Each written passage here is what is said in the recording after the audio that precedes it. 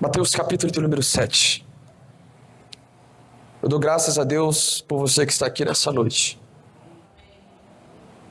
Motivo de alegria. Mateus 7, 24, diz assim: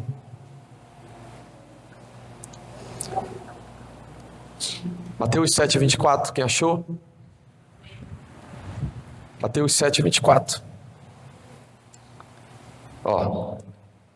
Todo aquele, pois que ouve essas minhas palavras e as pratica, será comparado a um homem prudente que edificou a sua casa sobre a rocha. E caiu a chuva, transbordaram os rios, sopraram os ventos e deram com ímpeto contra aquela casa, que não caiu, porque fora edificada sobre a rocha. E todo aquele que ouve as minhas palavras e não as pratica, será comparado a um homem sensato que edificou a sua casa sobre a areia. E caiu a chuva, transbordaram os rios, sopraram os ventos e deram com ímpeto contra aquela casa, e ela desabou, sendo grande a sua ruína. Quando Jesus acabou de proferir essas palavras, estavam as multidões maravilhadas da sua doutrina, porque ele as ensinava como quem tem autoridade, e não como os escribas. Querido Espírito Santo, que nessa noite os nossos ouvidos e o nosso espírito esteja cativo à tua voz e às tuas revelações. Que nós venhamos nos entregar diante do Senhor como aqueles que estão dispostos, Pai, como o bom samaritano, que não mediu esforços para ser, meu Deus, a resposta para aquele que estava caído, para aquele, meu Pai, que estava totalmente machucado e ferido. Nós queremos, Deus, sermos livres e libertos de todo sofisma, de toda paralisia, de tudo aquilo que tem nos matado espiritualmente. E a tua palavra tem esse poder. Te damos graça. E eu te peço nessa noite, não me deixe te atrapalhar. Se me mover sobre esse altar vai te atrapalhar, que eu fique parado. E se falar, irá te atrapalhar, que eu fique em silêncio. Pois o meu desejo é te agradar. Em nome de Jesus. Digam todos amém? O texto que nós lemos, texto lindo, precioso demais. Jesus está nos dando dois fundamentos. O primeiro deles nos mostra duas casas.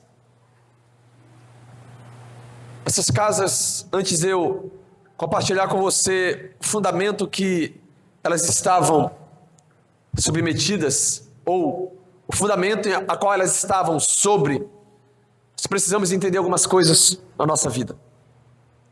Antes de mais nada, não é segredo para ninguém que nós estamos nos últimos dias da terra.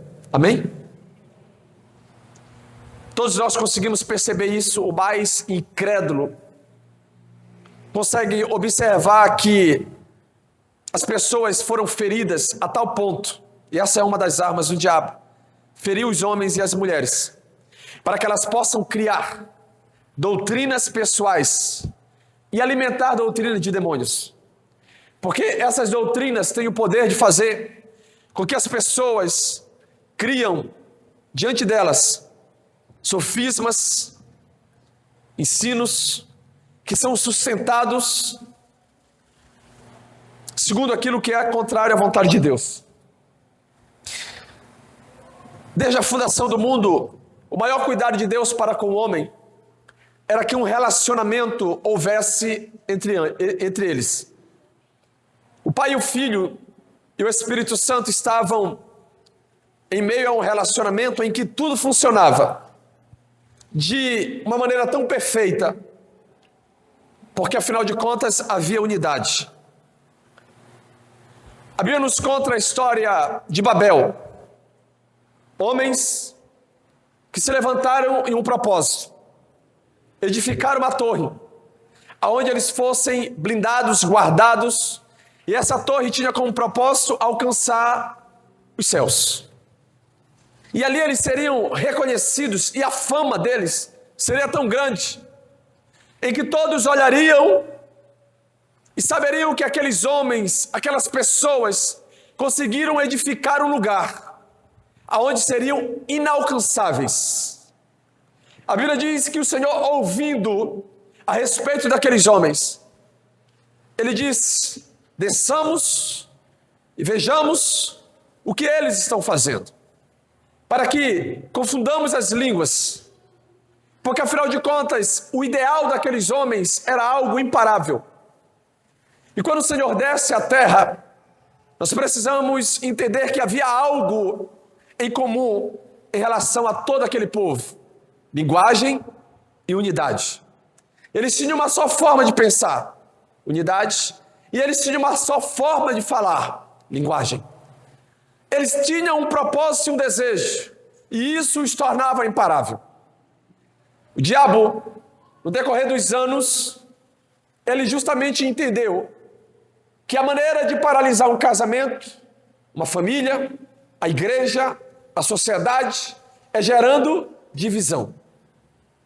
É por isso que a oposição, biblicamente, é algo tão perigoso e que Deus carrega isso todas as vezes que acontece, com alguns caminhos, que esses que se opõem ao desejo de Deus, à vontade de Deus, eles são levados à morte.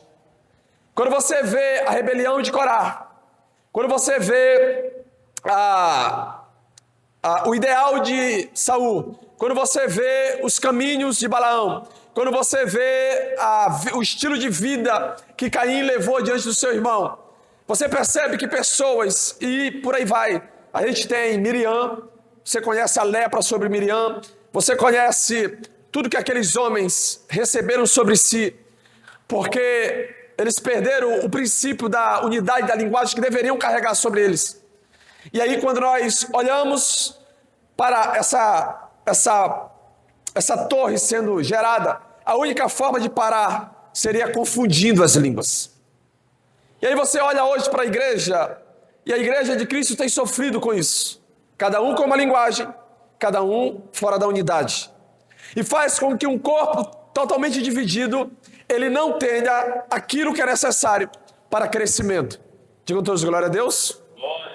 Só para saber se você está vivo. Amém? Tá bom. E quando isso é investido dentro de uma família, dentro de um casamento, dentro da igreja, é a estratégia perfeita para a destruição. Porque aonde não há unidade, há informações distorcidas. Cada um pensa o que quer, cada um imagina de um jeito e cada um acredita de uma forma. Se você pega um corpo e tenta dividi-lo, e aí você, diante desse corpo, tirando aquilo que é necessário, quando a Bíblia vai comparar a igreja ao corpo de Cristo, está nos mostrando que tudo o que há nesse corpo é necessário. Agora, quando o Senhor repreende aos discípulos a respeito dos fermentos, está mostrando que o que paralisa um corpo em unidade, a desinformação, ensino de demônios, ensino distorcidos. E quando esse fermento invade a igreja, o que acontece? A igreja perde a constância naquilo aonde ela foi chamada para viver. O propósito de Deus para a igreja não pode de forma alguma ser invalidado por causa de ensinos, disse o apóstolo Paulo. Ainda que um anjo vos pregue o contrário daquilo que eu vos tenho falado, seja anátema. Ainda que qualquer pessoa ensine a você algo contrário da palavra, é anátema. Porque esse é o papel do inimigo das nossas almas, é nos confundir para que sejamos paralisados e mortos espiritualmente, para que não consigamos avançar em Deus, e para que nós venhamos perder a essência de andarmos e mergulharmos em águas profundas, que esse é o desejo de Deus. Aí está a resposta, porque nos tornamos uma igreja rasa. Você olha para o lado, você olha para a direita, olha para a esquerda, você olha para a igreja, e tudo que você vê nela são artifícios que atraem, que mantêm as pessoas. E aí quando você vê algo está sendo criado para que agradem a homens, agradem as pessoas, mas o Evangelho de Cristo não é para agradar a ninguém. O Evangelho de Cristo é para confrontar o homem. O Evangelho de Cristo é para que você possa ser confrontado e reconheça que João Batista não iniciou o seu ministério dizendo arrependa-se por acaso. Jesus não iniciou o seu ministério dizendo arrependa-se por acaso. É porque é necessário arrependimento em nós, mesmo que nós frequentamos os cultos, mesmo que nós sejamos cristãos, crentes, protestantes. Arrependam-se, a palavra arrependimento é para todos, porque a ausência do arrependimento nos faz caracterizarmos o nosso estilo de vida acreditando que estamos agradando a Deus. E aí quando vemos, estamos construindo ideologias, estamos em meio aos sofismas, estamos em meio aos ensinos, estamos alimentando coisas que só nos afastam de Deus. Por quê? Porque temos dificuldade de sermos confrontados pela palavra. E aí, homens utilizam da palavra para agradar a outros. Quando em Mateus capítulo de número 7, no versículo 24, nós lemos a respeito dos dois fundamentos. A Bíblia diz que aquele que ouve a palavra e as pratica será comparado ao homem que edificou a sua casa sobre a rocha. Aquele que ouve a palavra e não as pratica é comparado ao homem que edifica a casa sobre a areia. Porque não fala a vida, mas a casa. A casa não está apenas ligada a uma moradia física. A casa está relacionada a tudo que você tem vivido. Seu ministério, seu propósito, seus filhos, sua família, seu ministério, seu casamento, tudo isso está relacionado à casa. Agora, você sabe o que é interessante? O que diferencia uma casa da outra? Apenas o fundamento. Mas as casas são iguais. Uma foi edificada sobre a rocha, a outra sobre a areia. Se você olhar essas casas de longe, você vai ver duas casas. Você não vê o fundamento, mas elas estão construídas, elas estão de pé, elas estão lá. Quem entendeu? As casas estão lá. É por isso que você não consegue discernir. É por isso que nós temos dificuldade de discernir, afinal de contas, quem está diante do Senhor e quem está fora de Deus. A Bíblia fala sobre os frutos. Os frutos, eles falam muito por mim e por você. Agora, a ausência desses frutos também determinam se nós estamos agradando a Deus ou se nós estamos cortados da videira, porque afinal de contas não temos frutos nenhum. Às vezes nós demoramos tempo para reconhecer que não há frutos sendo produzidos para agradar a Deus. Porque afinal de contas, todo fruto que agrada a homens e não vem do próprio Senhor através de nós, eles são frutos que homens geram e eles têm poder de alimentar. Os frutos que nós damos têm poder de alimentar pessoas. Os frutos que nós damos, eles têm poder de contaminar outros. Ou você acha que é fácil reunir milhares de pessoas para seguir ao falso profeta? Não é. Tem frutos. Os frutos que alimentam a vontade humana. É mais fácil de atrair pessoas do que o fruto que confronta as pessoas. Quem entendeu? É mais fácil. Porque ele não confronta. Porque o arrependimento não é a palavra que é inserida dentro do nosso espírito, mas pelo contrário, o que é inserido é uma palavra de continue do jeito que você está e viva da maneira que você está. Só que uma hora nós seremos confrontados não apenas pela palavra de arrependimento, mas pelo caos que faz com que nessa hora profetas verdadeiros sejam levantados e falsos profetas não sustentem aonde a casa está edificada. O que determina uma casa que foi construída sem a prática da palavra são as circunstâncias. Porque a Bíblia diz, quando vinha a chuva, quando vinha o vento, quando vinha as tempestades, a casa que está edificada sobre a rocha não desabará, não vai ser destruída. Ela vai suportar as adversidades espirituais. Mas a casa edificada sobre a areia, ela vai ser destruída, arruinada, porque ela não tem fundamentação nela mesma. Então, se a nossa casa, que é o conjunto do ministério, do propósito, da vida, da família, do casamento, daquilo que somos, está edificada sobre a rocha, que é Cristo Jesus, não há nada que paralise você. Pastor, não tenho o que comer, eu vou abandonar a Jesus. Sua casa não está na rocha. Para ela não estar sobre a rocha, é porque você não praticou a palavra que você ouviu. Porque está falando de dois fundamentos. E quais são eles? Eles estão fundamentados aonde? No que se pratica. Porque ouvir, queridos, todos nós temos essa habilidade. Ouvir. Você pode ouvir qualquer coisa. Por isso que a Bíblia diz, a fé vem pelo ouvir e ouvir a pregação do Evangelho. Então ouvir é uma característica de todos que têm essa habilidade. Mas e praticar? O que é que o apóstolo Tiago fala a respeito disso? Tiago, capítulo de número 1, versículo... Alguém sabe? Tiago, capítulo de número 1, abra lá. Versículo 22, se eu não me engano, Tiago fala a respeito disso. Tiago, capítulo de número 1, versículo 22. Sejam praticantes da palavra, não apenas ouvintes, enganando a vocês mesmos. Aquele que ouve a palavra, mas não a expõe em prática, é semelhante ao homem que se vê no espelho, mas depois de olhar para si mesmo, sai e se esquece da sua aparência. Contudo, o homem que observa atentamente a perfeita lei da liberdade e persevera na prática dessa lei, não se esquecendo do que ouviu, mas praticando, será bem-aventurado naquilo que fizer. O que torna um homem bem-aventurado nas suas práticas? Ouvir a palavra e a praticar. Por que nós somos uma geração enganada?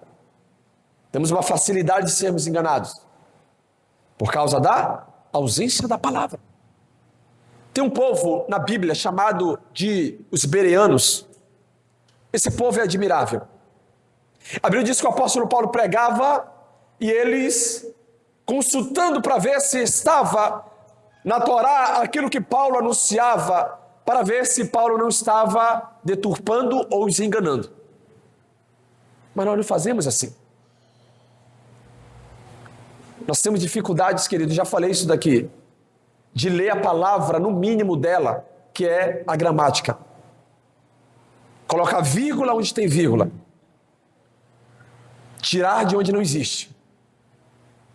Porque a palavra diz que passará os céus e a terra, mas as minhas palavras não hão de passar.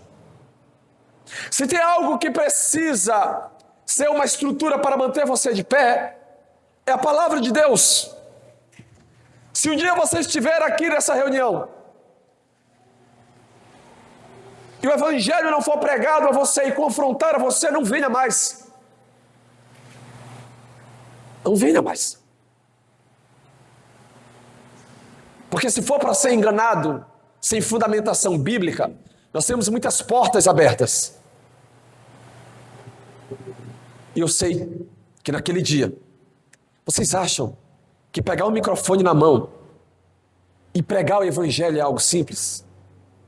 Para os loucos é, porque eles pensam, é um negócio, eu vou só pegar a Bíblia, abrir, ler um versículo e eu vou falar um monte de coisa, criar doutrinas, implantar isso dentro das pessoas, montar um grupo que vai estar junto comigo e glória a Deus por isso. Não, a Bíblia diz que aqueles que ensinam terão um julgamento diferente, será mais pesado para eles, porque eu responderei pelo ensino que eu tenho gerado no teu espírito.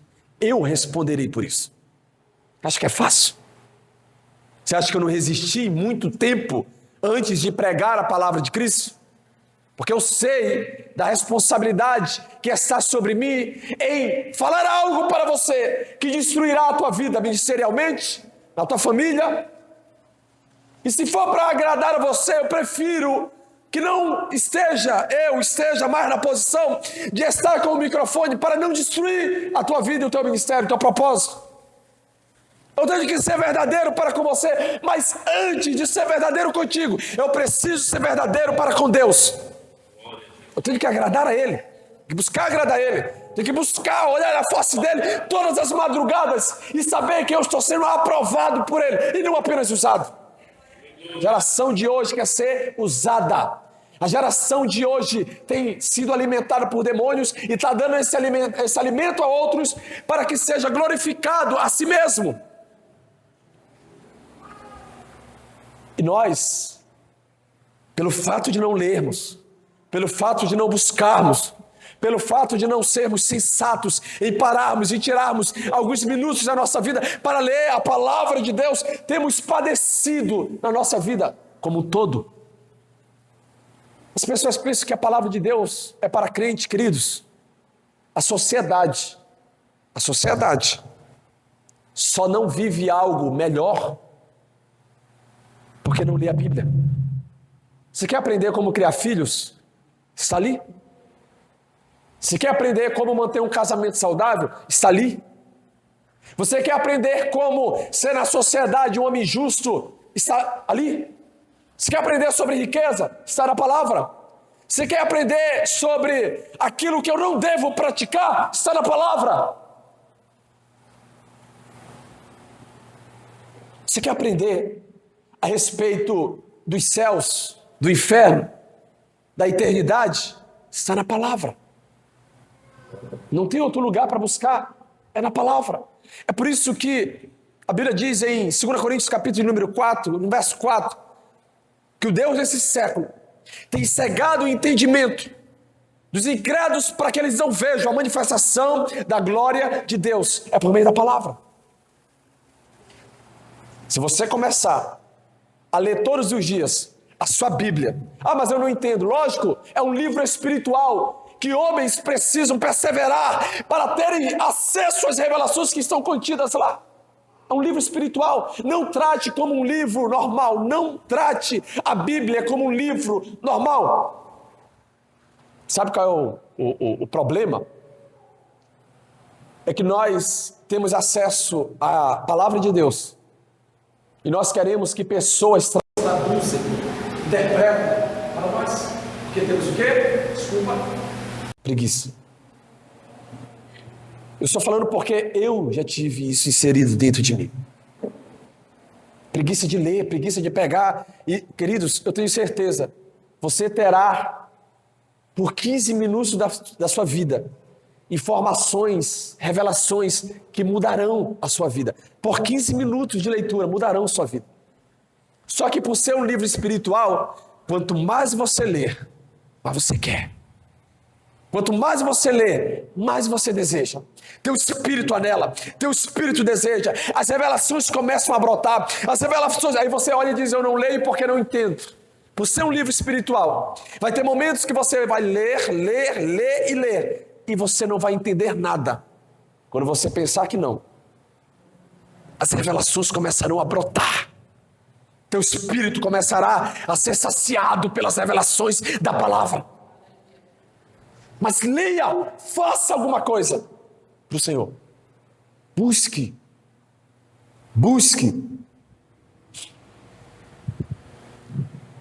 Ouça bem. Se o apóstolo Tiago está falando justamente sobre que aquele que não é praticante da palavra, mas apenas ouvinte, apenas o quê? Ele é semelhante àquele que olha para o espelho, vê a sua própria face, a sua aparência e esquece depois. Então, se você chega em casa, você não tem tempo para ler, porque você já ouviu, e ela é importante. Agora, vamos para a Bíblia. A Bíblia diz, a fé... Ouça bem. A fé é gerada pelo ouvir e ouvir a palavra de Deus. A sua fé aqui, ela é construída pelo ouvir. Mas a revelação da palavra de Deus, ela é dada enquanto o teu espírito não apenas está ouvindo. E agora eu quero trazer uma revelação para você.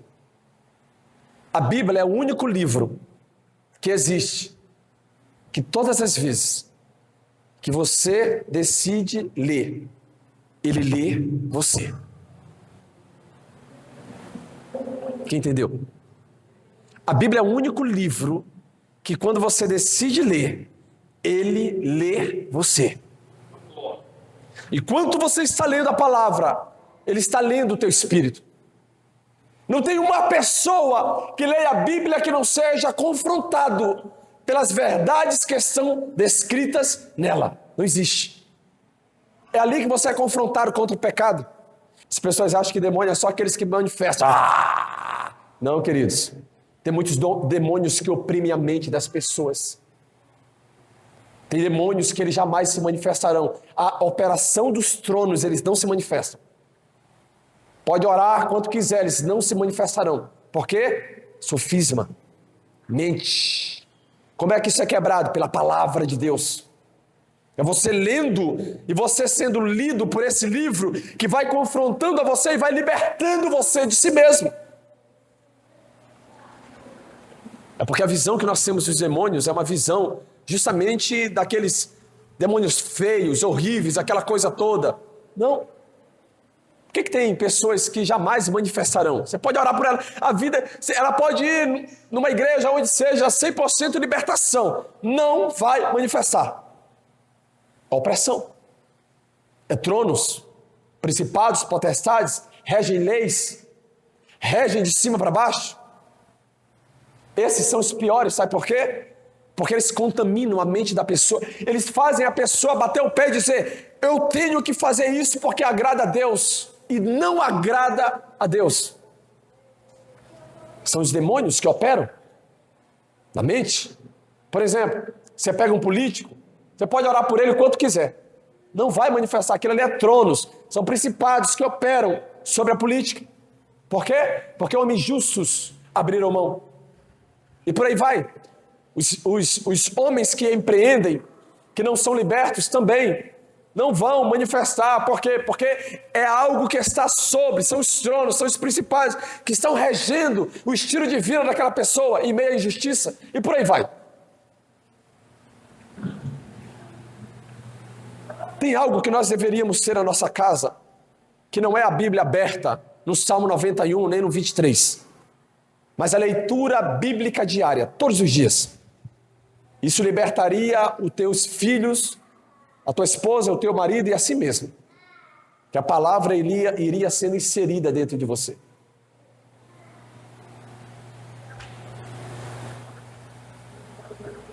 Nós temos dois fundamentos que Jesus está trazendo para o nosso espírito, através da palavra. O primeiro fundamento é o fundamento da casa edificada sobre a rocha. O segundo é a casa edificada sobre a areia.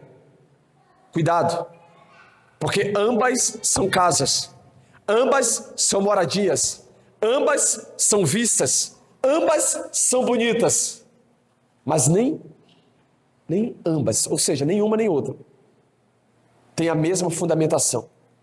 Uma está fundamentada para enfrentar as crises, outra não. Uma está fundamentada para enfrentar os desafios, outra não. Uma está fundamentada sobre a rocha para enfrentar todas as ações de tronos, principados, todos os demônios, mal de tudo aquilo que vem para tentar destruir ela. Outra não. E agora? O que eu faço? O que eu tenho que fazer? Eu tenho que de hoje em diante praticar tudo. Tudo o quê? Tudo, diga tudo. O que está na? Tudo. Uma vez, alguém falou assim: mas se eu tiver que praticar tudo que a Bíblia diz, eu vou ter que parar de viver. Mas é essa a intenção da Bíblia. Não eu mais vivo, mas Cristo vive. É essa a intenção da Bíblia. Que você pare de viver para si mesmo. Que você pare de viver segundo a tua vontade.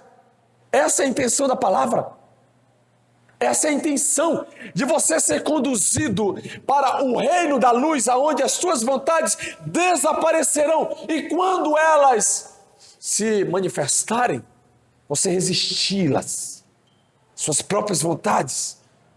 Você tem que resistir às suas próprias vontades. Você tem que resistir. Aí você olha e diz assim: ah, mas eu não tenho força para isso. Leia a palavra, busque ao Senhor, ore, clame, chore. Tem pessoas que, eu tenho dificuldade de orar. Pois bem, você já está há alguns meses aqui orando junto conosco, praticamente 40 minutos, 1 hora, 40 minutos, 1 hora. Então, você está vencendo a si mesmo. Você está vencendo a si mesmo. Depois que isso vá para dentro da sua casa, que lá também você tenha a mesma atmosfera de oração, de busca pelo Senhor. Ouça bem. Se você vir aqui 1000 vezes você vai ouvir eu falar isso. Nós somos a última igreja, o último tempo da igreja, e a última igreja da terra somos nós. Amém? Pois bem, essa é a igreja do último tempo. Qual é a igreja? A igreja que renuncia o pecado, a igreja que busca a santificação, a igreja que deseja buscar a face do Senhor, a igreja que ora, a igreja que busca, a igreja que clama, a igreja que busca se apresentar diante do Senhor, limpa, sarada, purificada, sem máculas, sem rugas, uma igreja que aguarda a volta do noivo, do seu esposo. Se nós somos essa igreja, então não podemos ter as mesmas atitudes das igrejas que padeceram, porque elas permitiram com que o fermento fizesse parte dela.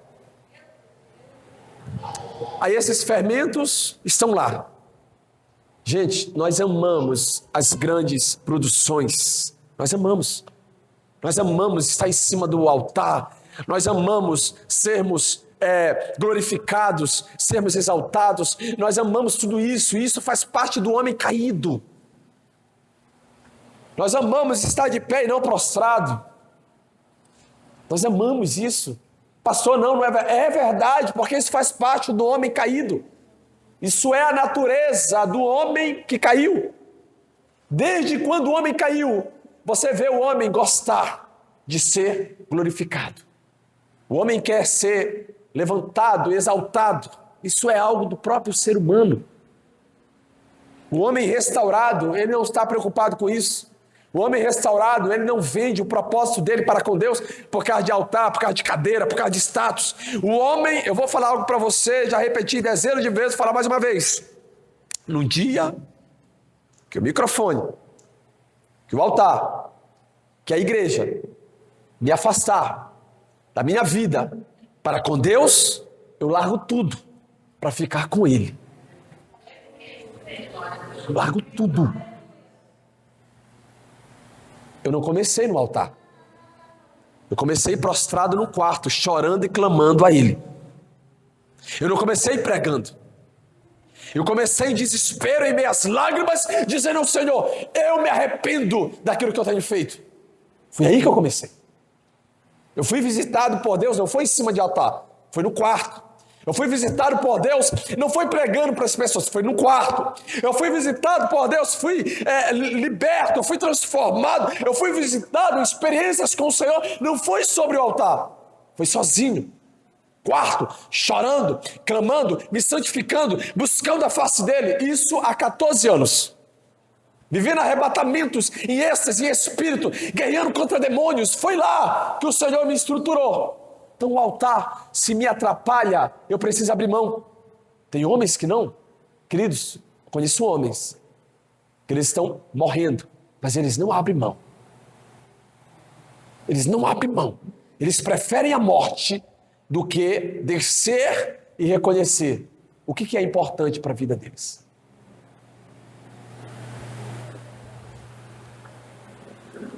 Mas mais uma vez eu digo a você, o homem caído ama isso. O homem gosta disso. O homem caído, isso faz parte da natureza caída do ser humano. Ele gosta das coisas que dão a ele o sentimento. Ainda mais uma pessoa que tem problema com rejeição. Você não tem noção. Uma pessoa rejeitada, ela tem a necessidade de aprovação e de provar às pessoas alguma coisa. Está aqui, ó. Rejeição. Eu fui muito rejeitado. Só que quando eu fui liberto pelo Senhor disso, eu não estou preocupado. e agradar as pessoas. Eu não estou, mas aí a gente tem que, queridos, eu peço ao Senhor todos os dias, e tenho ministrado a vocês sobre batismos. Existe dezenas de batismos, centenas de batismos. E eu tenho ministrado sobre os batismos, porque os batismos, você vai ver, quando você me ouvir falando, quem não aceita a mensagem, a palavra, pode ir embora. Esse é o profeta. Aí quando você me vê olhando para você dizendo assim, filho, filha, amo sua vida, você é precioso. Esse é o coração humilde, o coração de Cristo. E eu preciso que você entenda que eu não posso ser 100% profeta. Aliás, eu não posso ser em todo o tempo profeta. Há momentos que com você eu tenho que ter uma característica de um coração humilde, coração de pastor, coração de pai. É a hora que da mesma forma que eu chamaria a sua atenção, eu também vou te dar um abraço de um amor. Quem entendeu? Mas tem horas que eu tenho que olhar para você e tenho que ministrar de uma maneira que você se ofenda e que você diga, eu não volto mais aqui nesse lugar. Aí quando for domingo você está aqui. Porque eu fui liberto, fui ouvindo verdades no quarto. Um dia eu entrei nos 25 metros quadrados. Quem lembra? Quantos metros? Eu estava nos 25 metros quadrados. E aí eu cheguei diante de Jesus. Como eu me arrependo do que eu falei. Eu disse assim, Jesus, vou falar algo para o Senhor. Existe um pecado. Que no dia em que eu ver esse pecado ser cometido, ou contra a minha vida, eu jamais perdoarei. Jesus com aquele coração de pai, de pastor, de mestre, ele disse assim, filho, você sabe o que é interessante? Que todos os dias você comete esse pecado e eu te perdoo. Eu me lembro que eu fiquei, Senhor, me perdoa. Todos os dias eu cometo esse pecado e o Senhor me perdoa. Tem coisas que nós só vamos aprender quando o Senhor chamar nossa atenção, só que é diferente. Eu aprendi algo com Jesus no quarto que era, eu já vi muitos homens que eles não levam desaforo para casa, eles gritam com as pessoas, eles são mal com as pessoas, mas Cristo nunca me tratou assim, queridos. Nunca. Ele nunca, todas as experiências, todas as vezes que o Senhor falou comigo, Ele nunca gritou comigo. Vou falar um negócio aqui para você. Todos os dias nós somos libertos, de nós mesmos, dos demônios pessoais. Mas eu vou trazer um cenário para você, para ver se você consegue discernir espiritualmente isso aqui. Uma vez, eu me lembro, tinha uma experiência com Deus, o Senhor estava lá nos 25 metros quadrados, e aí eu me lembro que eu tinha ido numa reunião, e nessa reunião eu estava cansado, e eu não quis ministrar sobre as pessoas, eu estava muito cansado, eu preguei, mas você sabe quando você prega não querendo pregar? E aí depois o Senhor me chamou a atenção, disse assim, você nunca mais faça pelas pessoas aquilo que você deseja. E aí o Senhor começou a me trazer pessoas, me lembrando de pessoas que foram naquela reunião, que vieram de quilômetros e quilômetros para participar da reunião, e eu decidi que elas não deveriam receber oração ou não deveria orar por elas. Aí o Senhor me chamou a atenção em algo. Ele disse assim, eu tenho gritado com você? Eu disse não. Eu tenho rejeitado suas orações? Eu disse não. Quando você me busca, eu tenho virado meu rosto contra você? Eu falei não. Quando você clama, eu te digo que eu estou cansado e não posso atender você e estar contigo? Eu falei não. Ele falou, então não faça isso com as pessoas.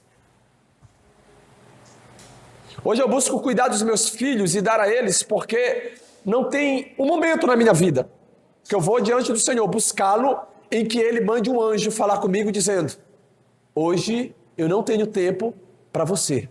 Já aconteceu contigo? Jesus já te deixou no vácuo, falando sozinho e foi embora? Sim ou não? Mas por que nós fazemos isso com as pessoas? Você já foi buscar o Senhor, orar e Ele gritar dizendo assim: agora não, eu estou muito cansado. Já fez? Mas por que nós fazemos isso? Porque nós fazemos parte da natureza caída do homem, nós queremos receber, mas na hora de entregar a alguém, nós fazemos o oposto daquilo que recebemos. O nome disso é batismo. A ausência do batismo de humildade no nosso espírito, através do Espírito Santo em nossos corações, nos faz ser assim, arrogantes, prepotentes, ignorantes, como é o nome de alguém? Seletivos. Obrigado, Jesus. Seletivos. Nós fazemos uma seleção de quem temos que orar, a quem nós vamos visitar, a quem nós vamos atender. Não faça isso. Mas o nome disso é batismo. Eu te entendo. Se você passou, eu sou muito seletivo nas pessoas que eu vou aconselhar, atender, orar. Eu entendo você. Eu também já tentei fazer isso. Mas eu te garanto, não deu certo. Lá no quarto eu fui.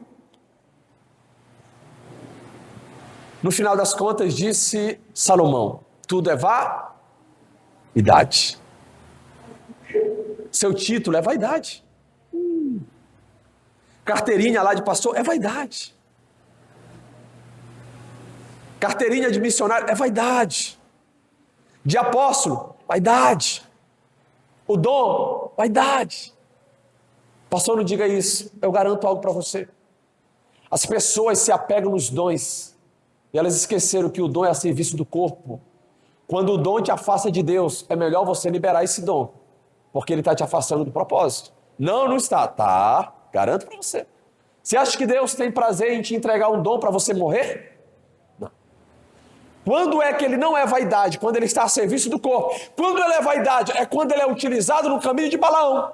Balaão tinha o dom, mas não tinha batismo. Por quê? Porque todo dom, segura essa, todo dom sobre a vida de uma pessoa, a qual essa pessoa não consegue amaldiçoar, ela vai enganar. Você sabe aquele lugar em que alguém promete algo, e aí ela utiliza dos dons para cobrar para tal coisa? Ela não consegue amaldiçoar, então ela tem que enganar. E nós gostamos disso. O dom de poder, ou o dom de revelação, ele é essencial para a igreja. Mas ele jamais será maior do que o manto de paternidade. Porque a paternidade cura o que os dons não podem curar. Pega um frustrado com o reino. Pega um frustrado com a igreja. Ele vai ver você ressuscitar um morto diante dele. Mas isso não tem poder de mudá-lo. Agora pega um manto de paternidade, que abraça o homem, uma mulher, que cuida, que faz com que essa pessoa seja restaurada, para ver. Os dons, ele tem a sua finalidade. Mas quando você coloca os dons sobre o manto da paternidade, você está rejeitando o que sustenta os dons em equilíbrio. É o quê? O amor. O apóstolo Paulo diz: buscai com zelo os maiores dons, mas acima de tudo, o amor. O amor, capítulo 13 de 1 Coríntios, o amor. Você pode ter o dom que for, mas se você não ama seu irmão, você está sendo usado, mas não é aprovado por Deus. Eu quero ser aprovado por Ele. Eu quero literalmente que Ele olhe para mim e possa dizer assim: filho amado. É isso que eu desejo todos os dias da minha vida. Eu vejo gente totalmente confusa, dizendo: eu quero dom, eu quero ser usado, eu quero pássaro de ferro. Todo mundo sabe o que é pássaro de ferro? Ixi. Pássaro de ferro, todo mundo sabe o que é? Eu quero estar no pássaro de ferro, para lá e para cá, glamour, fama, luzes, câmera, ação. Eu quero isso para minha vida. E o Senhor olhando para você e dizendo assim: eu não estou nisso daí. Aí chega aquele, é o nome, Como é o nome da pessoa que vai tomar conta da tua agenda? Aí chega o assessor e eu vou cuidar da agenda desse homem, dessa mulher. Nada contra, só vou dar um exemplo para você. Aí a pessoa olha e diz assim: eu não tenho tempo para os pequeninos. Eles são desprezíveis.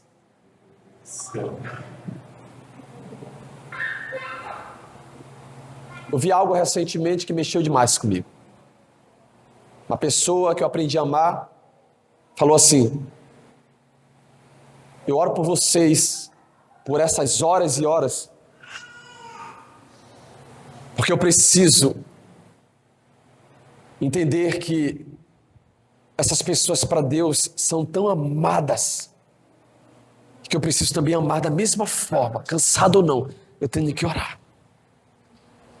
E eu estava almoçando com essa pessoa, eu falei: cara, isso mexeu demais comigo, porque me fez entender o que falta nos homens é justamente isso.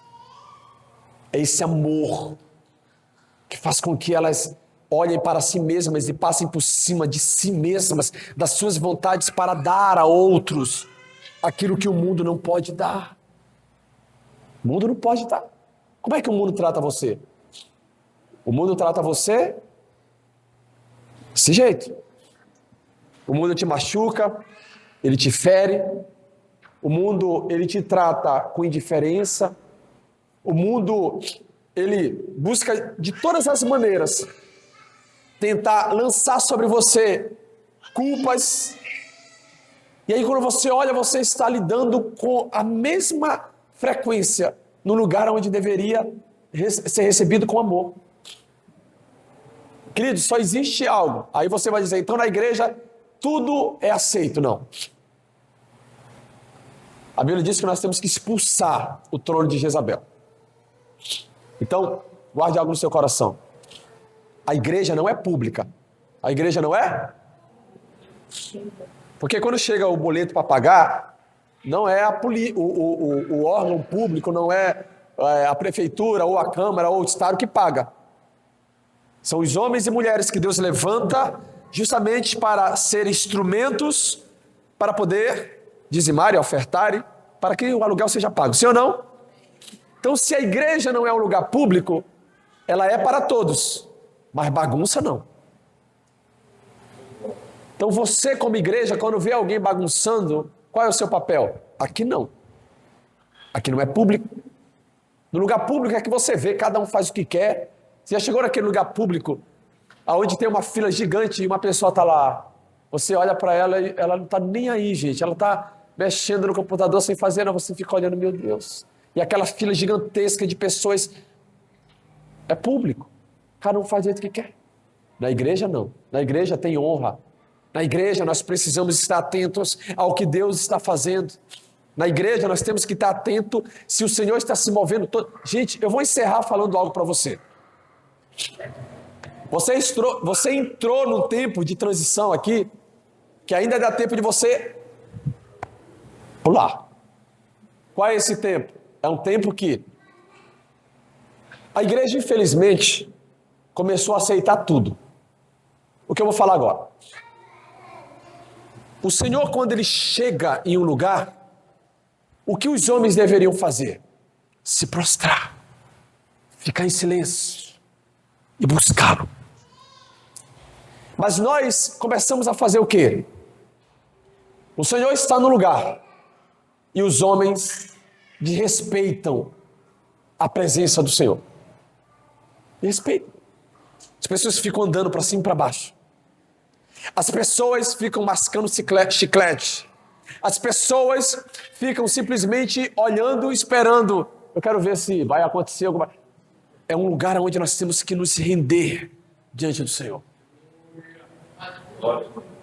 E a partir de alguns meses atrás, algumas semanas atrás, isso tem sido gerado dentro do meu espírito. Eu vou levantar alguns olheiros. Alguns o quê? Isso. E quando a pessoa levantar, na cabeça, para sentar, né, filha? Sim. Honra a presença do Pai. Honra a presença do Espírito. Honra. Queridos, 6h45, até parece culto de doutrina, não é, tá, gente? A gente não tem culto de doutrina, não. Até parece, 6h45, começou a oração, já vai no banheiro antes, se sente, não se levante e beba, busque, clame, deixe o Senhor quebrar você. Aí você não entende por que um está chorando em desespero e você está... É porque um está honrando o que Deus está fazendo. O outro desonra pelas suas atitudes. Aí você não entende por que alguém está recebendo milagre e você não. É porque um está honrando e desejando e o outro está olhando e tratando da mesma forma como aqueles 10 leprosos. O Senhor Jesus disse, dos 10, um voltou para agradecer. Somente um. Mas não foi 10 que foi curado? Porque a desonra faz parte da natureza caída. A desonra faz parte. Então o que eu quero que você entenda é que isso não é simplesmente para a nossa igreja, tem que ser em todas as igrejas, todo lugar. Porque, gente, isso aqui... Quando você olhar para um templo, você tem que entender que é um lugar que recebe um Deus sobrenatural. A gente não está aqui para receber o vereador, o prefeito, seja... não, a gente está recebendo o nosso Senhor, o Salvador das nossas vidas. Não podemos desonrar, pelo amor de Deus. Nós temos que estar atento, o que Ele está fazendo, eu preciso estar atento, porque eu vou falar um negócio para você, para encerrar. Tem oportunidades na nossa vida, que só acontecerão só uma. Gente, eu me lembro, nos 25 metros, não era antes dos 25 metros quadrados, eu morava só, eu e um pastor auxiliar da igreja que eu me converti. Eu me lembro de muitas experiências que eu vivi ali. Eu me lembro de algumas vezes eu estar vestido para ir passear. E o Senhor falar comigo, não saia, fique. Eu me desarrumar e ficar com Deus, sem sentir nada, mas eu queria só obedecer. Por quê? Porque aquela oportunidade foi única, ela não se repetiu mais. Aí você tem a oportunidade de receber de Deus. Você acha que é normal você estar em casa? Aí hoje eu vou para o culto. Aí de repente acontece algo. Aí eu não vou mais para o culto. Você acha que... Gente, a gente está em guerra.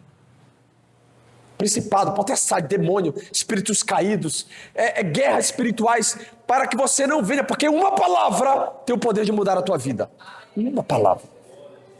Tem o poder de mudar o teu destino. Uma palavra. Aí o diabo não quer que você ouça a palavra, não quer que você seja tomado pelo poder de Deus, pela unção de Deus, que você seja imerso na glória de Deus, porque ele deseja continuar aquilo que ele tem feito nessa geração. É uma geração distraída, totalmente distraída. Qualquer coisa rouba a atenção das pessoas. A Bíblia fala a respeito de Neemias. Neemias está edificando os muros de Jerusalém, e a Bíblia diz que numa mão ele segurava uma arma e na outra uma ferramenta, e ele não podia parar o que estava fazendo. Aí chega Sambalate, Tobias e Gesem, e aí eles mandam um recado para Neemias: desce porque queremos falar contigo. O que Neemias respondeu? Eu estou numa grande obra e não posso parar. Aí você vai orar, alguém? Não vou mais orar. Aí você vai lá, oi, entra. Não entra não, eu vou orar agora. Quer orar comigo? Não quero. Então, tchau. Eu tenho um compromisso com Deus, que é o Senhor da minha vida. Mas vão pensar que eu sou espiritual, que eu sou fanático, que eu sou... Deixe pensar, não tem problema. Como é que você faz? Quando você entra às 7h30 no trabalho, aí de repente você... não estou afim. Oi, eu não vou para o trabalho hoje, eu não estou afim não, vou dormir. É assim que você faz? Chega às 7h30, você, querendo ou não, com sono ou não, você vai, pega o ônibus, pega o carro, pega a moto e vai. Sim ou não? Aí quando é para Deus, se sobrar tempo, Jesus, eu vou lá, e não me pressiona. Parece que a gente quer tratar Jesus assim. Olha, Jesus, não me pressiona. Se o Senhor me pressionar, eu vou sair da igreja. Pai, tem misericórdia da nossa alma. Não, queridos, não é uma questão de sair, é uma questão de entrar. A gente ainda não entrou. A gente apenas está congregando, mas entrar de verdade é só quando você abrir mão de si mesmo, da sua vida, das suas vontades, é quando você abrir mão do que você é quando você abrir mão dos seus conceitos, é quando você abrir mão de tudo isso, aí você entrou de verdade para o reino da glória, o reino da luz, o reino onde não eu mais vivo, mas Cristo vive em mim, aonde o Senhor nos convida, nos chama para podermos viver aquilo que Ele deseja para nós. Detalhe, não existe vida em Cristo sem renúncia. Quando o Senhor chama Levi, o Senhor não disse: Levi, segue-me, mas pode continuar como um coletor de impostos, roubando as pessoas. Não! Levi, segue-me. Levi larga tudo para seguir Jesus. A mesma coisa acontece com queridos. Olha a cena. Pedro, Tiago, André e João, sócios num grande empreendimento. O maior da época, pescadores, tinha um grande barco. Aí Jesus chama aqueles homens, e o que eles fazem? Largam tudo por causa de Jesus. Eu estou dizendo para você fazer isso, porque não é fácil. Largar tudo por amor a Jesus tem um preço altíssimo. Tem horas que você vai olhar na conta e não tem dinheiro, e alguém está batendo na tua porta para cobrar. Tem horas que você precisa comprar alimento e não tem dinheiro. Mas eu garanto para você, tudo isso eu precisei passar para aprender algo. Aquele que te chama, te sustenta. Mas para isso é necessário uma palavra muito pequena. F-E. E a fé, ela é provada todos os dias. A Bíblia diz: sem fé é impossível agradar. Deus não tem prazer naqueles que retrocedem. Todos os dias tua fé é testada, todos os dias ela é provada, todos os dias. Porque todo homem que desiste do chamado, ele quando é provado na fé, a primeira coisa que ele faz: quero saber disso não. Eu vou voltar para a minha vida. Não foi aprovado. Não foi aprovado. Então a fé é você perseverar e saber de uma coisa: Deus me chamou. Agora tem um detalhe. A diferença da casa edificada é: se Deus te chama, Ele te sustenta. Se a religião te chama, ela tem que te sustentar. Muitos homens foram chamados pela religião. Aí a religião não sustenta, a pessoa se frustra e ela morre espiritualmente. Aí ela coloca a culpa em quem? Em Deus. Deus não chamou ela. Pastor, Deus chama todo mundo. Não. A Bíblia diz... A Bíblia diz que muitos... A Bíblia diz: muitos são chamados e poucos... Eu já falei isso aqui, vou falar mais uma vez para encerrar. Antes da revelação eu pensava que era assim: Deus chama e Deus escolhe. Aí eu pensava: meu Deus, mas isso é favoritismo. Alguns são chamados para um lado, outros são chamados para outro. Não acredito. Um dia Deus falou comigo: não é assim.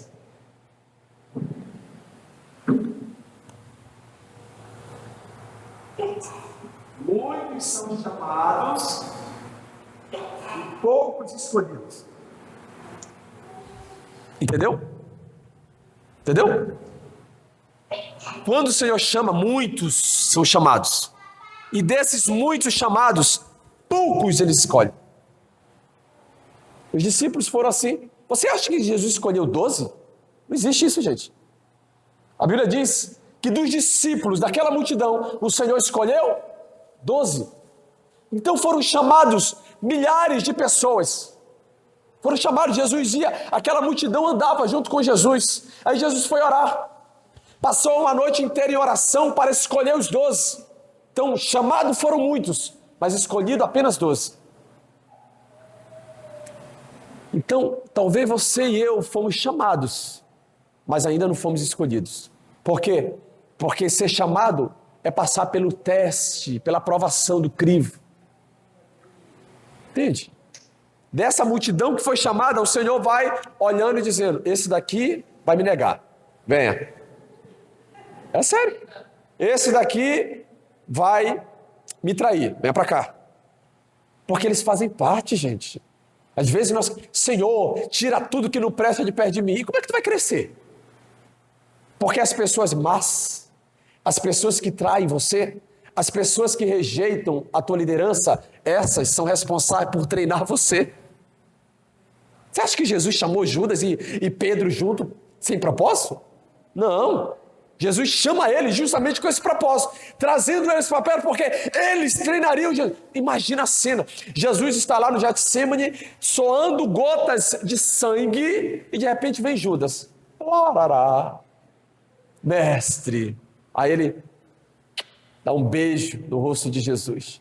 Jesus olha para Judas e diz assim, eu imagino Jesus, amigo, eu te escolhi para isso. Jesus poderia ter dito, Pedro, mata. Mata. Não, amigo. Você foi escolhido justamente para isso. Para esse dia. Tem pessoas que elas só foram atraídas para perto de você, para poder estruturar você. Existem duas maneiras de você aprender. Primeira delas, errando. Segunda, com o erro dos. Então, você escolhe. Você quer aprender com os seus erros ou quer aprender com os erros dos outros? Eu já errei muito, e até hoje erro.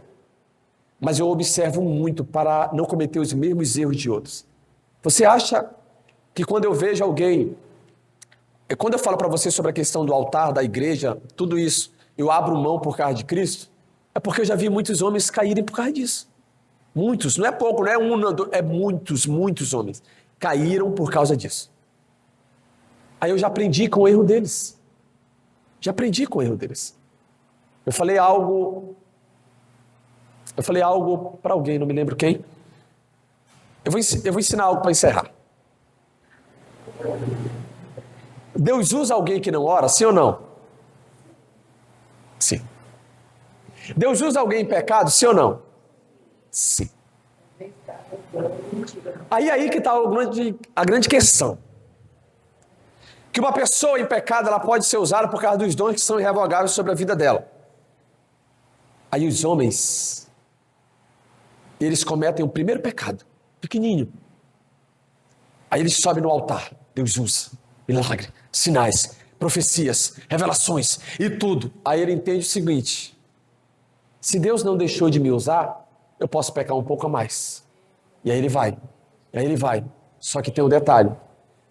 Tudo, pois o que o homem plantar, isso também ele? Não existe, queridos, alguém que plante que não tenha uma colheita. Todos. Agora sim eu encerro dizendo algo. A minha vida se resume a algo. A minha vida se resume no meu último dia na terra. A sua também deveria ser assim.